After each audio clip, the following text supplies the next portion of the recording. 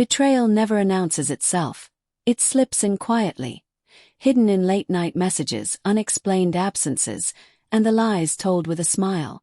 Today's story is about Ethan, a man just weeks away from marrying the woman he thought was his forever. But one business trip, one familiar name from the past, and one reckless night would expose everything she'd been hiding. What he uncovered didn't just end a wedding, it ended a life built on secrets. Welcome to Breakup Cheater, where secrets unravel, lies get exposed, and every story reminds us that betrayal always comes with a price. Settle in, because the truth is never as simple as it seems. I was 35, just 6 weeks away from marrying Natalie Brooks, and for the first time in my life, I thought I finally had everything figured out. We'd been together for 4 years, bought a modest 2-bedroom place on the east side of town, and gone through all the little challenges that break other couples apart. I told myself that was proof of our strength. Natalie worked in marketing. Her job came with the occasional business trip, and I never minded. When she mentioned a 3-day brand summit in Austin, I barely blinked. Her best friend Claire Evans was tagging along, and they planned to balance the work with a little sightseeing. It all sounded harmless enough. The night before she left, we had a quiet dinner together. Nothing fancy, just comfort food and easy conversation.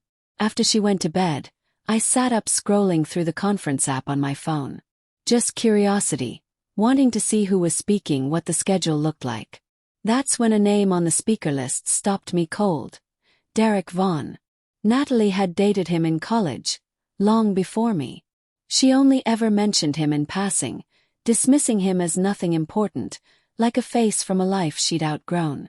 But seeing his name attached to the same event she was headed to gave me a knot in my stomach I couldn't shake. The next morning, while I carried her suitcase down to the car, I casually mentioned it. Derek Vaughn's listed as a speaker, I said, watching her carefully. Natalie laughed, waved her hand and kissed my cheek. Ethan, please. Derek's ancient history. I probably won't even run into him.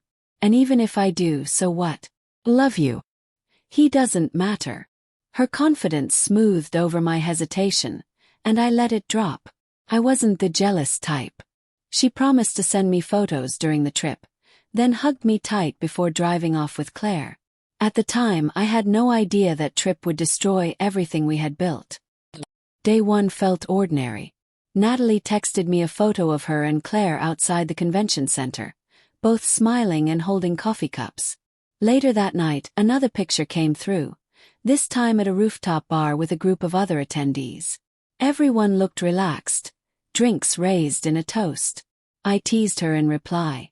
Don't drink all the cocktails without me. She sent back a heart emoji. I went to bed with no reason to worry. Day 2 was different. Her messages slowed. Instead of little updates or funny photos, I was getting curt one-liners. Busy. Talk later. When I suggested a quick video call before bed, she texted back. Too tired tonight. Maybe tomorrow. That was unusual. Natalie wasn't the type to cut me off like that. Still, I tried to reassure myself. Long days, meetings, networking. Nothing to panic over. Then early the next morning, my phone buzzed with a fraud alert from the credit card company. A ride-share charge. Timestamp 2:17 a.m. Drop-off at South Congress Tower Apartments. I knew the hotel she was staying at. This wasn't it. First, I tried to rationalize. Maybe she was splitting a ride with others. Maybe billing details got mixed. But before I could decide what to think, another notification lit up my phone. This time, not from the bank. It was a message from Claire. Ethan. I don't know how to say this, but Natalie didn't come back to the hotel last night. You should probably call me. My heart sank. I dialed immediately.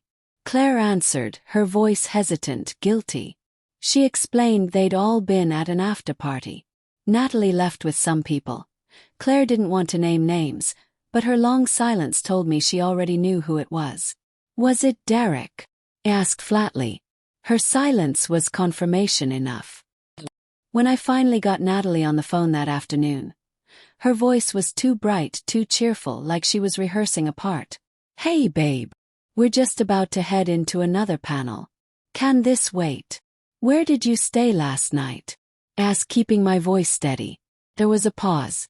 At the hotel, of course. I let silence hang before speaking again. I got a credit card alert. Rideshare. South Congress Tower. 2 in the morning. That's not your hotel. Her voice faltered. Oh, that. I went back with some colleagues after the mixer. I had too much to drink and I just crashed on their couch. Safer than walking back alone. Was it Derek's place? Another pause. Then finally. Yes. But it wasn't like that. We just talked. I fell asleep on the couch. Her words tumbled fast, desperate but hollow. You expect me to believe you accidentally spent the night at your ex's apartment 6 weeks before our wedding and didn't think it was worth mentioning? She stammered. Brad, I mean Ethan, you're overthinking this. Nothing happened. I was going to tell you. But I already had proof. Claire had posted a group photo from the after-party. Time-stamped past midnight. Off to the side, Natalie stood shoulder to shoulder with Derek. Far closer than casual.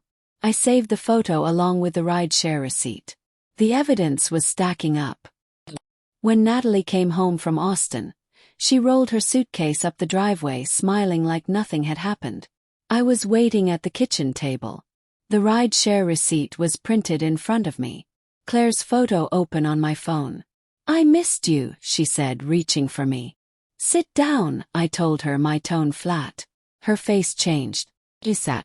Tell me again where you spent Monday night. She launched into her excuse about drinking too much, about being unsafe walking back alone. I slid the receipt across the table. South Congress Tower. Derek's building. Her throat tightened. She insisted nothing happened, swore it was just talking and falling asleep. Then I showed her the photo, her pressed close against him. Her excuses collapsed. She tried to cry, to plead. But I told her calmly. The wedding is off. Until you're ready to tell me the truth, there is no wedding. Her shock was real. She never thought I would draw that line. The next day, I began canceling vendors one by one. Some deposits were gone, others partially refunded. Then came the families.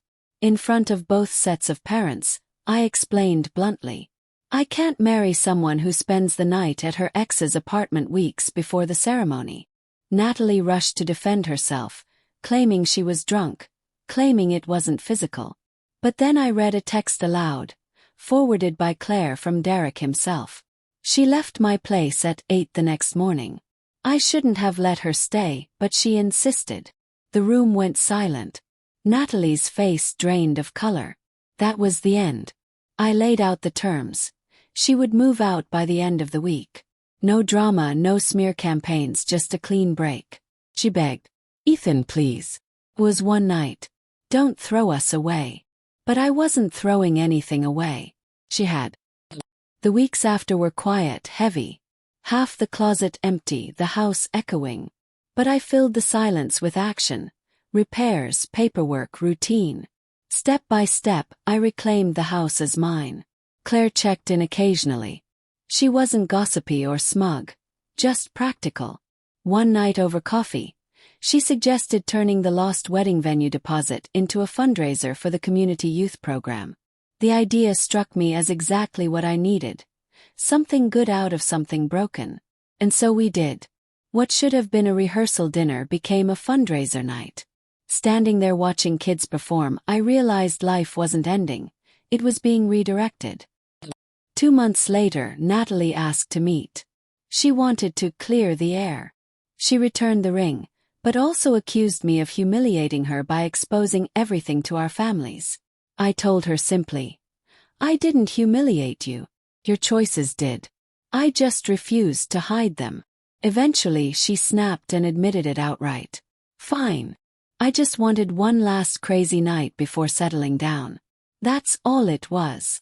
That line told me everything. She hadn't just made a mistake. She had chosen selfishness over honesty. She left furious, ring tossed on the table. In time, I heard through mutual friends that she tried circling back to Derek, hoping to turn that crazy night into something lasting. But Derek shut her down. She ended up alone in a small downtown apartment, clinging to work and avoiding the people who knew the truth. As for me, life moved forward. Slowly, steadily, with clarity. Claire and I kept in touch. It wasn't some instant romance, but there was reliability, honesty, things that suddenly meant more to me than anything else. On the day that was supposed to be my wedding, I ran a 10K that looped past the venue. Instead of regret, I felt steady, free. Natalie had traded loyalty for one reckless night. I had traded her for peace, clarity, and eventually something stronger than lies. For the first time in months, I realized I wasn't moving away from the past anymore. I was moving toward a future I chose for myself. In the end, Natalie lost more than a fiancé. She lost her safety net, her reputation, and the man who refused to be deceived. Ethan didn't just cancel a wedding. He reclaimed his peace, his future, and his freedom. Sometimes betrayal is the ending of one story, but also the beginning of a better one. Remember, truth always surfaces, no matter how deeply it's buried. You've been listening to Breakup Cheater, stories of betrayal, revenge, and the shocking twists that change lives forever. If you felt the chill of tonight's tale, don't forget to subscribe and join us next time, when the moon rises and another story comes to light.